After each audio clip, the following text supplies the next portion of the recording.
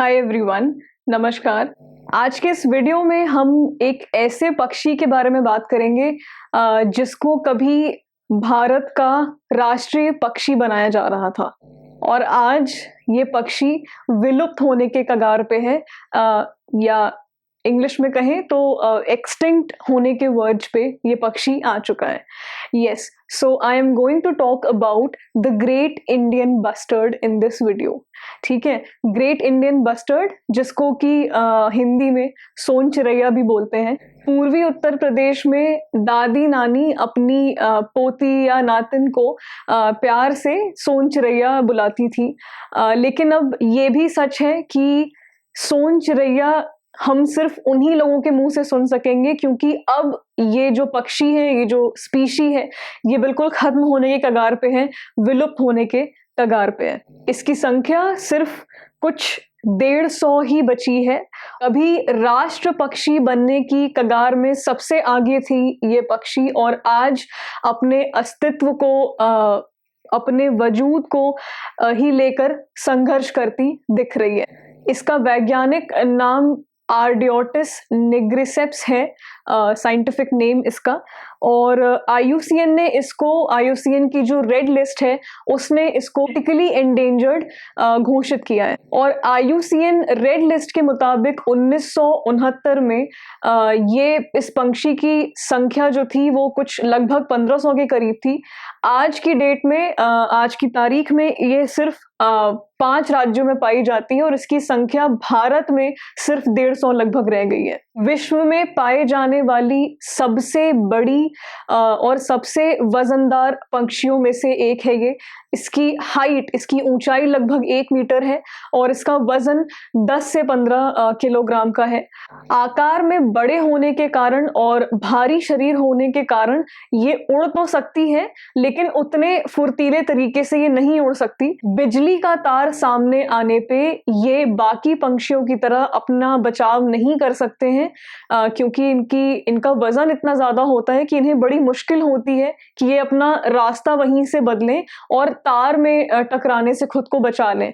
तो क्योंकि इनका वजन इतना ज्यादा है और ये इतने फुर्तीले नहीं होते हैं, जब ये उड़ान भरते हैं तो उस समय ये तार से टकराते हैं और इनकी मौत हो जाती है। तो ये सबसे बड़ा कारण है जो आज इनकी संख्या में कमी आई है, ये विलुप्त होने की कगार पे हैं। ये सबसे बड़ा कारण है। एक तरफ राजस्थान में इसको राजकीय पक्षी माना जाता है, तो वहीं दूसरी तरफ पाकिस्तान में इसका हरण करके, इसको शिकार करके, इस पंक्षी का शिकार करके उसका मांस खाया जाता है। ये भी एक बहुत बड़ा कारण है जो ये इस पंक्षी की संख्या में इतनी कमी आई। भारत में बिजली के तारों के अलावा जो मैदानी घास होती है, जिसको हम ग्रासलैंड कहते हैं, तो वहां पे भी ये अपना एक तरीके से घर बनाती हैं। ये वहीं पे ज्यादातर रहती हैं। कीड़े मकोड़े और लिजर्ड, छिपकली, ये सब इन सब पे ये निर्भर करती हैं। लेकिन क्योंकि सिंचाई की जो दिक्कत चल रही है इस समय, पानी को लेके जो प्रॉब्लम्स चल रही हैं, जो दिक्कतें आ रही हैं, उसकी वजह से जो मैदानी घास है उनकी भी कमी हो गई है। और ये भी एक काफी बड़ा रीजन है, क्योंकि इनको मैदानी घास का जो स्वास्थ्य है, उनका जो ग्रासलैंड की जो इकोसिस्टम है, जो इकोलॉजी है, उसको नापने का एक पैरामीटर समझा जाता है। अगर वो हेल्दी हैं, अगर वो स्वस्थ हैं, तो मतलब आपकी घास अगर स्वस्थ है तो आपके जो सोन चिरैया है, जो ग्रेट इंडियन बस्टर्ड है, इनकी भी लाइफ, इनकी भी हेल्थ काफी अच्छी रहती है। बट यही 2 मेजर रीजंस हैं। पहला कि ये बिल्कुल विलुप्त होती जा रही हैं, और दूसरा ये कि पाकिस्तान में इनका शिकार किया जाता है, काफी ज्यादा किया जाता है, और इसके मांस को लोग वहां खाते हैं। तो इस चिड़िया को लेके काफी प्रोजेक्ट्स भी हैं जो सरकार द्वारा लाए गए हैं।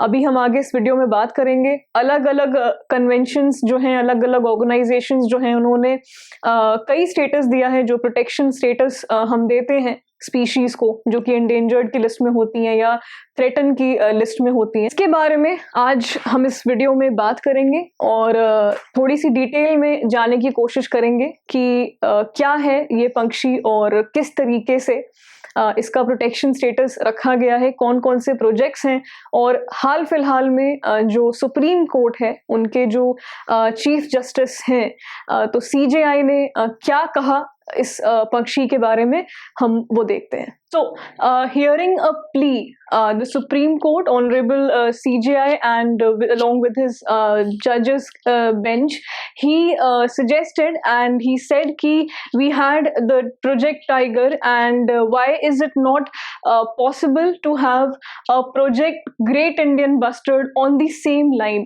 All right. So this is what has the Supreme Court and the CJI particularly said. So let's talk about the bird. It's very important. Biodiversity के section से ये topic belong करेगा and it's very important to not only talk about the bird but also about the conventions और जो भी IUCN है, CITES है, CMS है. So we'll be talking about those conventions कि वो exactly हैं क्या और किन किन conventions में ये bird species fall करती है, right? So पहले तो Great Indian Bustard के बारे में let's see a few points. So this bird which is found mainly in Rajasthan and Gujarat has been categorized as critically endangered by the International Union for Conservation of Nature, which is IUCN. So IUCN has categorized this bird as critically endangered. It is considered the flagship grassland species. Very important point to note.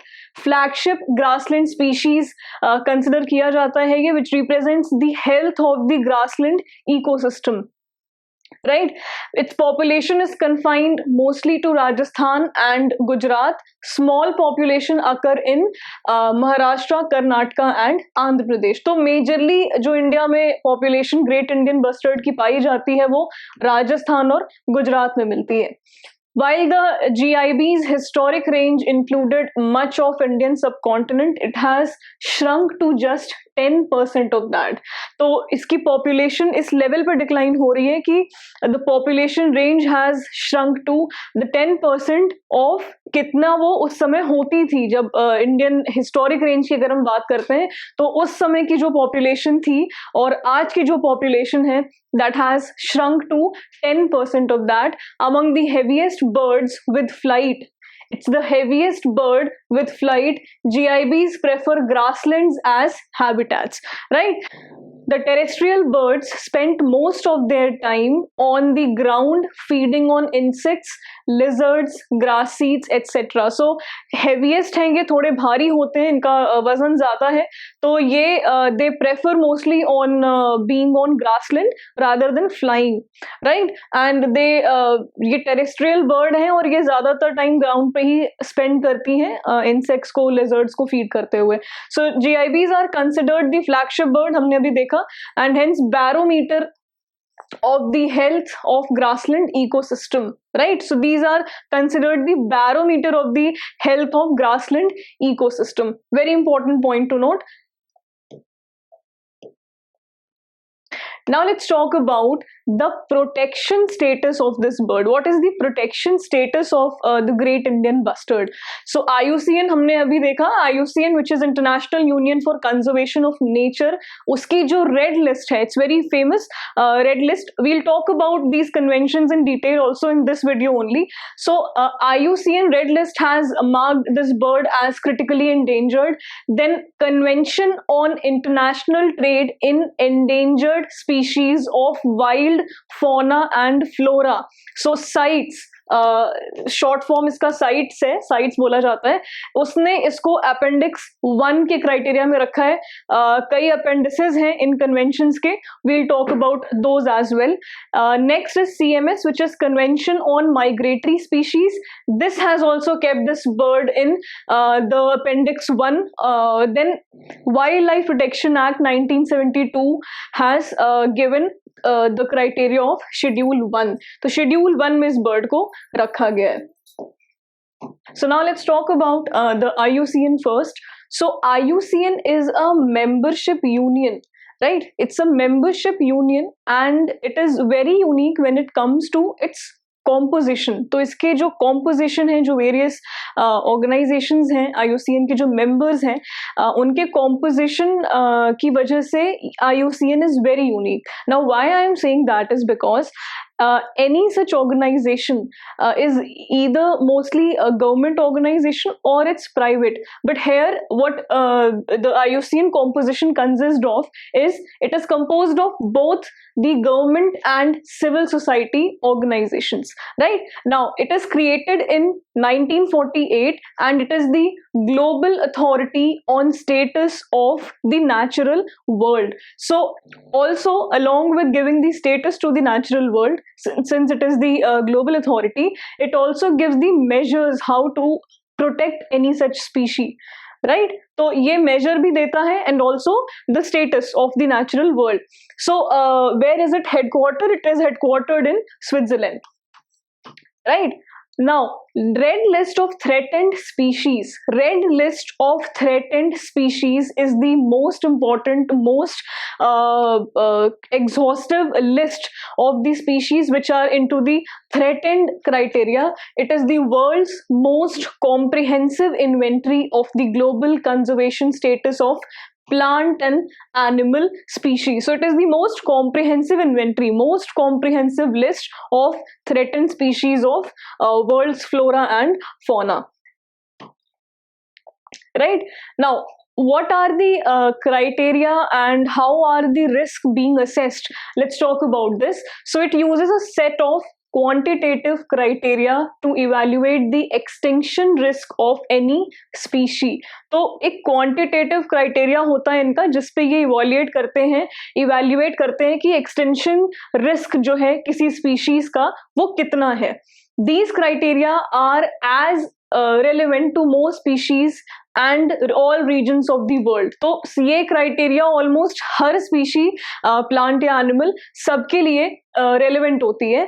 The IUCN Red List categories define the extinction risk of species assessed. तो IUCN की जो red list है वो extinction risk को define करती है any such particular species को लेके. Now there are 9 categories in which this red list data comes. There are 9 categories जिस पे IUCN का red list data extend होता है from not evaluated to extinct. तो सबसे least जो है अगर हम कहें which is not evaluated, maximum status that can be given to any species because it has been extinct, and जो least है वो not evaluated है. इन सब के बीच में there are total 9 categories.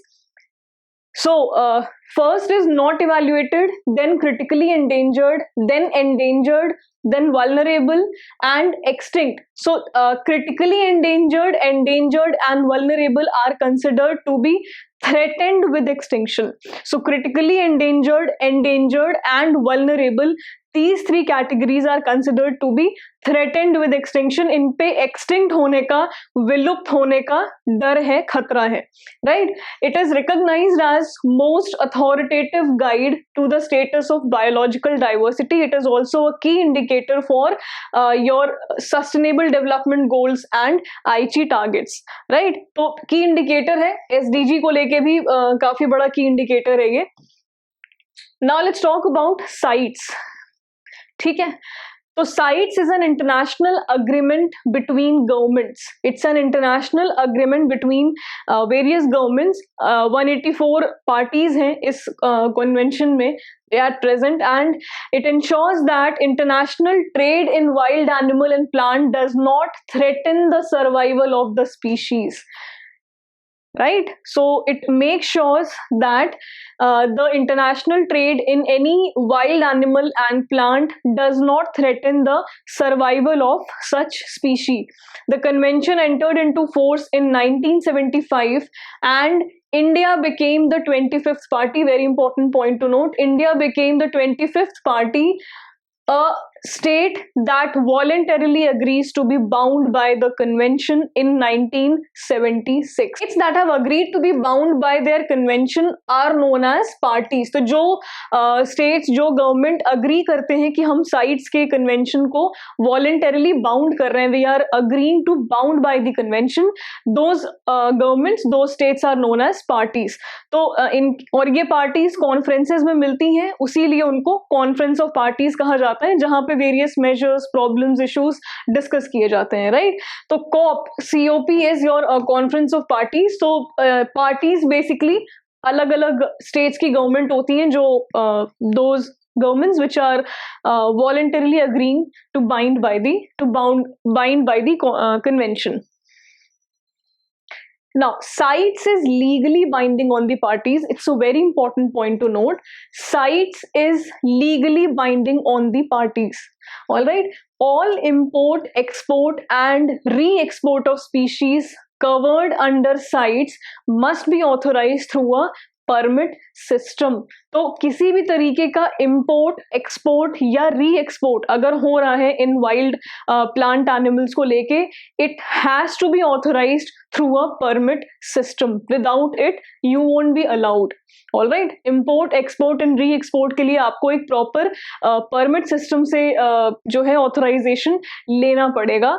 Every 2 to 3 years, Conference of the Parties (COPs) meets to review the implementation of the convention. तो ये मिलते हैं, ये डिस्कस करते हैं कि इम्प्लीमेंटेशन कितनी प्रोग्रेस पे है, क्या चल रहा है.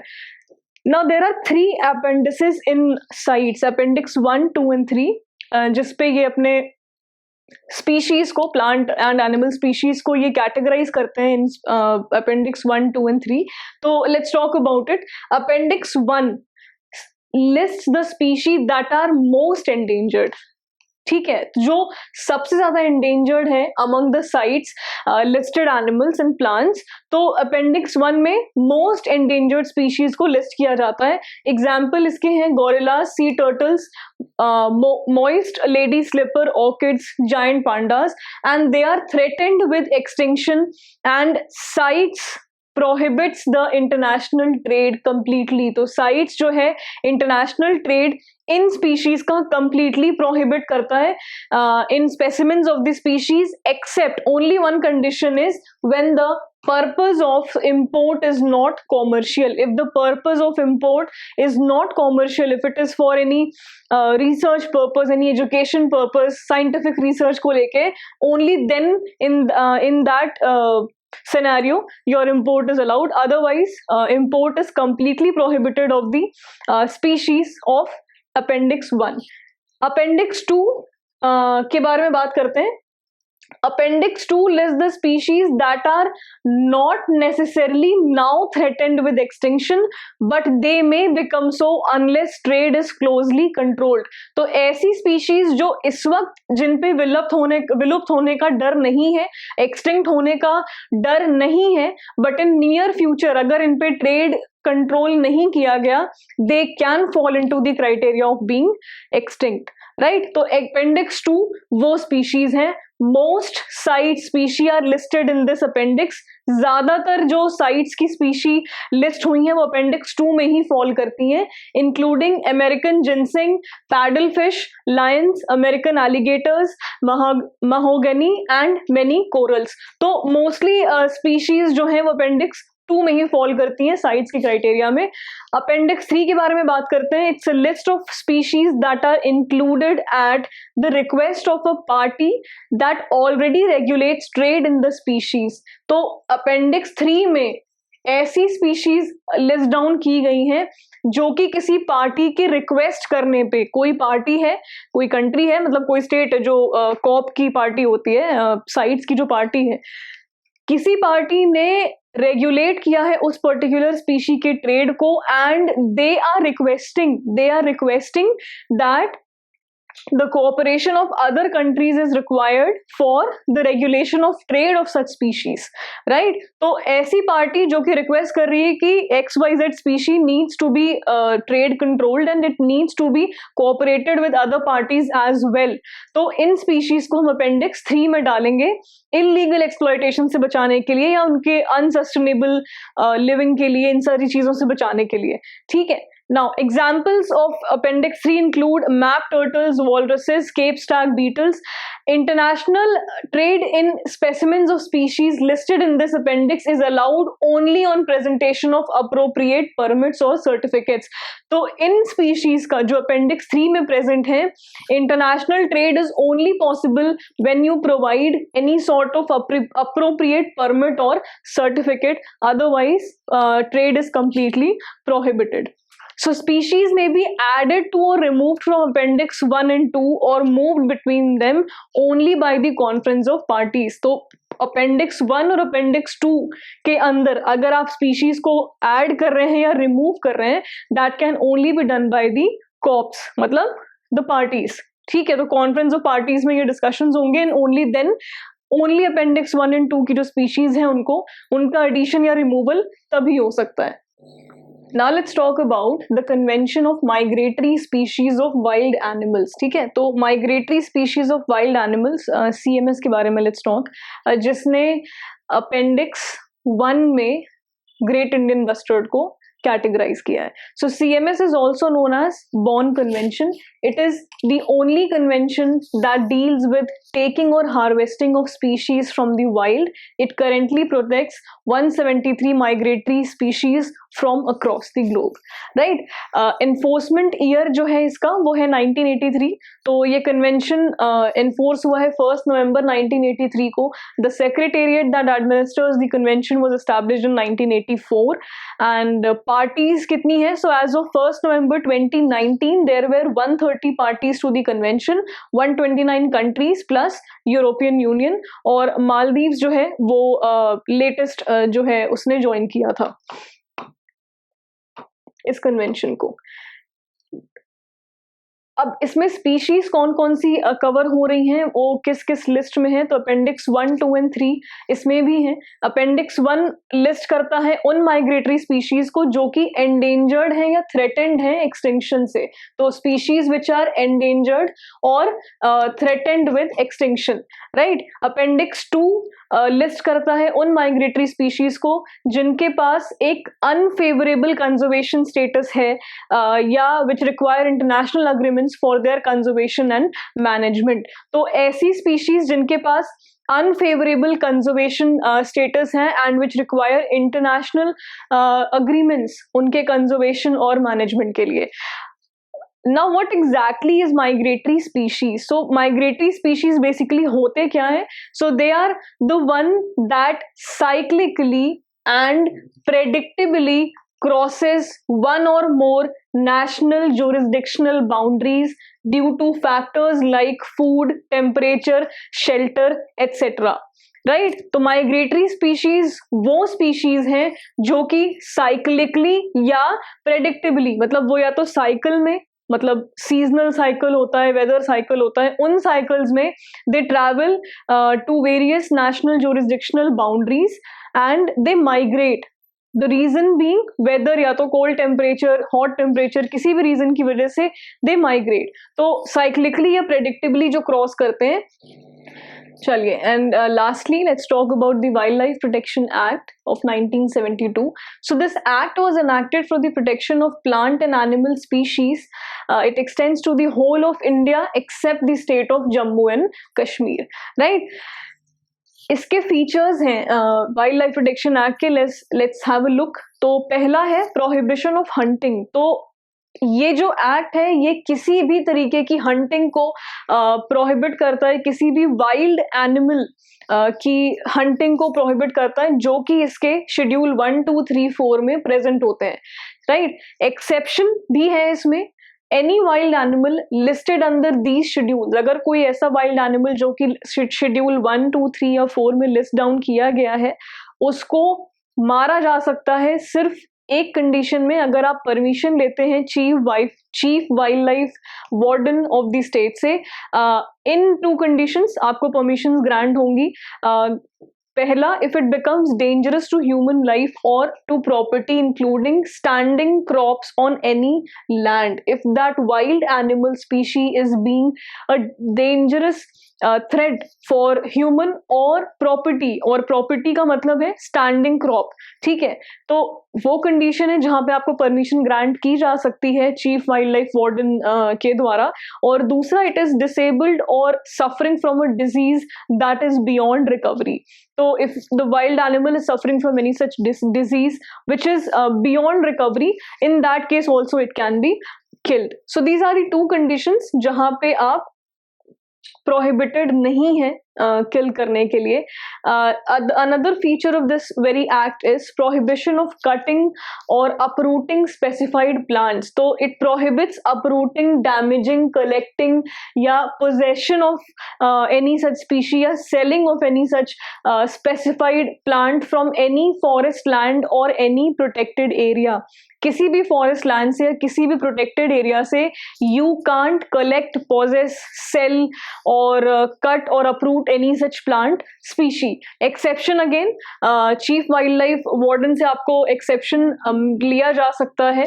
He may grant permission for uprooting और collecting a specific plant for the purpose of education, scientific research, preservation in a herbarium, or if a person institution is approved to do so by the central government, right? So these are the exceptions to it.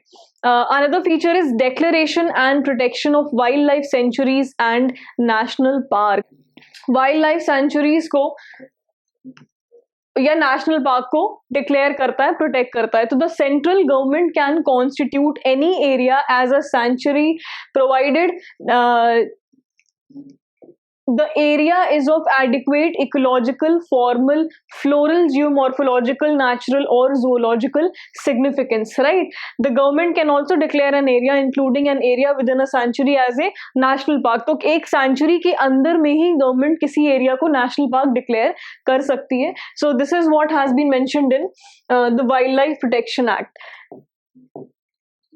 Another feature is constitution of various bodies. तो WPA provides for constitution of bodies to be established, जैसे National and State Board for Wildlife, Central Zoo Authority, National Tiger Conservation Authority, ये सारी bodies जो हैं वो आपके WPA के अंदर में ही constitute की गई हैं।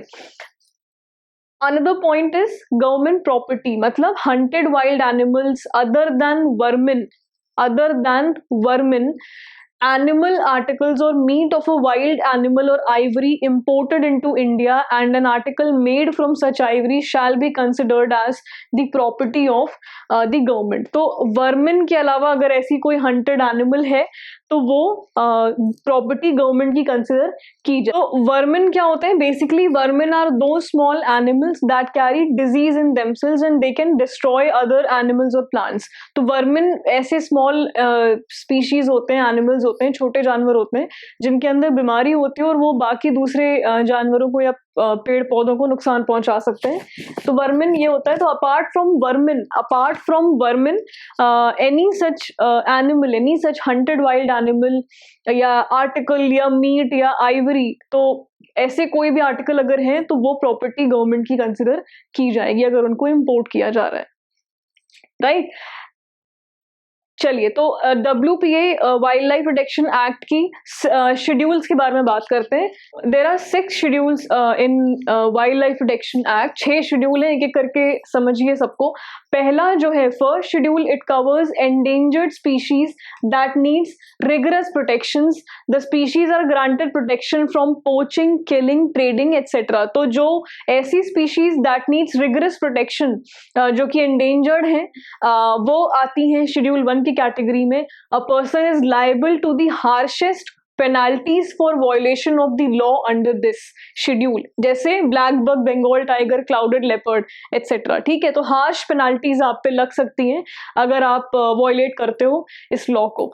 Another second schedule is animals under this list are also accorded high protection with prohibition on their trade। तो prohibition यहाँ पे भी ट्रेड यहाँ पे भी प्रोहिबिटेड था शेड्यूल 1 में, एंड शेड्यूल 2 में भी trade is prohibited. They can't be hunted except under threat to human life or if they are suffering from a disease that goes beyond recovery. तो they can't be hunted. लेकिन यहाँ एक exception है कि अगर वो ह्यूमन थ्रेट प्रूव हो रहे हैं या उनपे कोई डिजीज है which is beyond recovery, in those conditions they can be killed. So example include Assamese macaque, pig-tailed macaque, stump-tailed macaque, etc. Schedule 3 and 4, तो species in जो दो schedules में है 3 और 4 में, that are not endangered or included under schedule 3 and 4.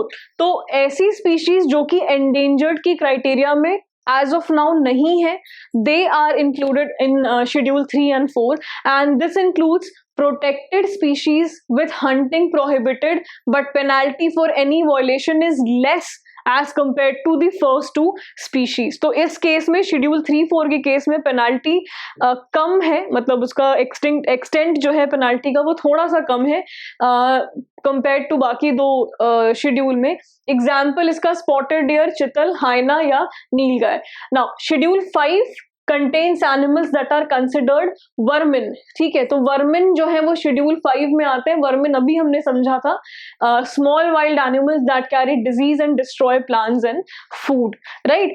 These animals can be hunted. तो इनको hunt किया जा सकता है. common crows, fruit bats, rats, mice, ये हैं vermin की क्राइटेरिया में, शेड्यूल 5 में आते हैं.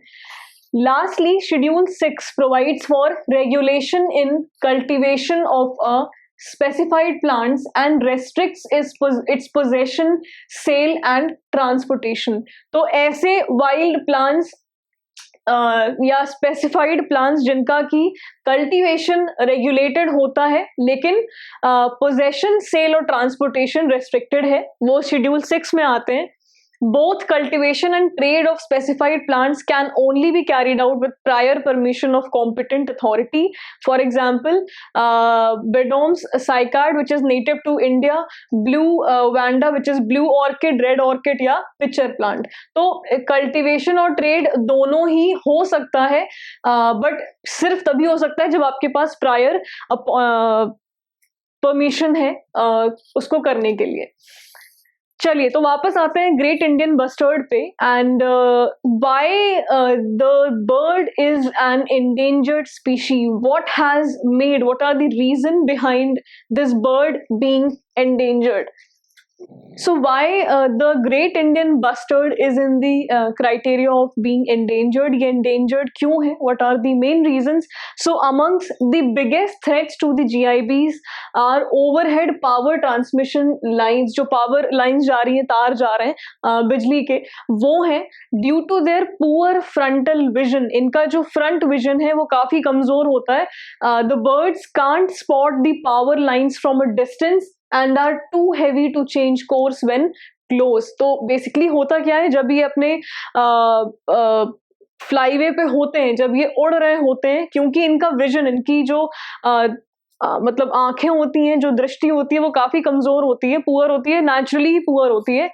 तो जब तक ये उन पावर केबल्स को, उन लाइंस को देख पाए या उनको जज कर पाए कि लाइंस आ रही हैं और उनका वजन इतना भारी होता है, they can't change their way, वो अपने रास्ते को बदल नहीं पाते हैं, वो टकरा जाते हैं, then they die because of the electrocution, right. तो they collide with the cables and die. According to wildlife institute of India in Rajasthan, 18 great Indian bustards die every year after colliding with power lines. तो wild life institute of India का एक सर्वे आया था, उसमें उन्होंने ये बताया कि लगभग 18 से 20 जो है ये जो ग्रेट इंडियन बस्टर्ड हैं, ये इनकी डेथ होती है because of colliding with the cables, right.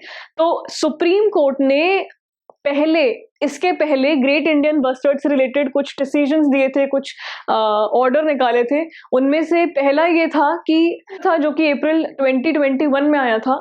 Supreme court ordered that all overhead transmission power lines in core and potential GIB habitats in Rajasthan and Gujarat में बी अंडरग्राउंड. तो राजस्थान और गुजरात में जितने भी पावर ट्रांसमिशन लाइंस हैं, जो केबल्स हैं या जो भी potential great Indian bustard habitats हैं, जो भी पोटेंशियल हैबिटेट्स हैं जहां से वो गुजर सकते हैं, उन सभी एरियाज के पावर लाइंस को इमीडिएटली अंडरग्राउंड किया जाए। ड्यूरिंग द लास्ट हियरिंग, जो लास्ट हियरिंग हुई थी इनकी, वहां पे कोर्ट ने रिपोर्ट्स मांगी थी चीफ सेक्रेटरी से।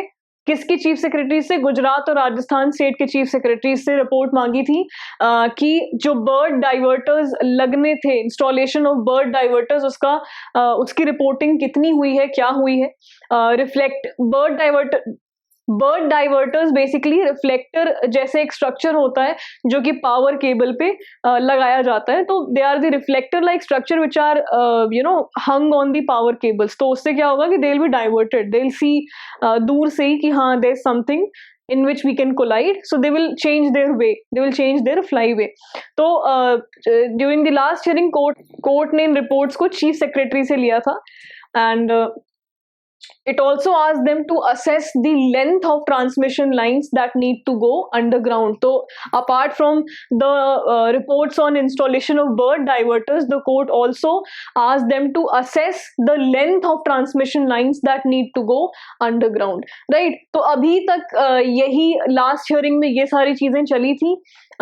रिसेंटली जो न्यूज में था वो हमने समझा ही अभी कि सीजीआई ने प्रोजेक्ट जीआईबी को लेके बात करी थी।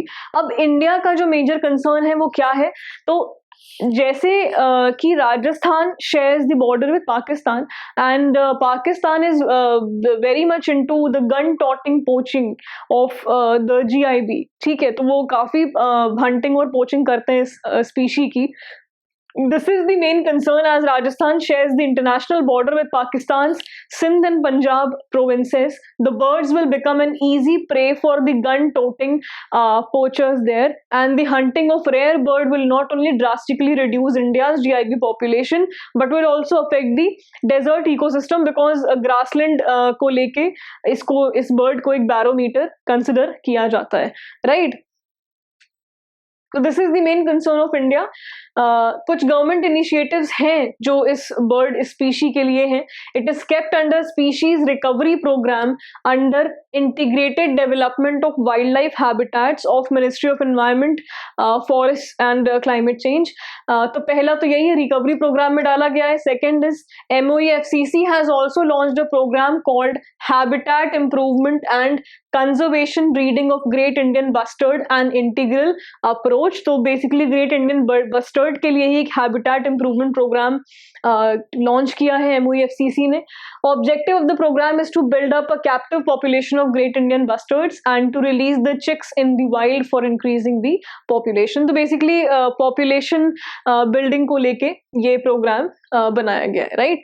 सो this was it for this video. इसी वीडियो में हमने wild life protection act, CITES, CMS और IUCN के बारे में ही बात कर ली, इनके शेड्यूल्स और इनके लिस्ट के बारे में ही बात कर ली है। So any further court's hearing or court's decision or any further decision on the project, अगर कुछ आता है, so we'll talk about that also. So thank you and I'll see you in the next video.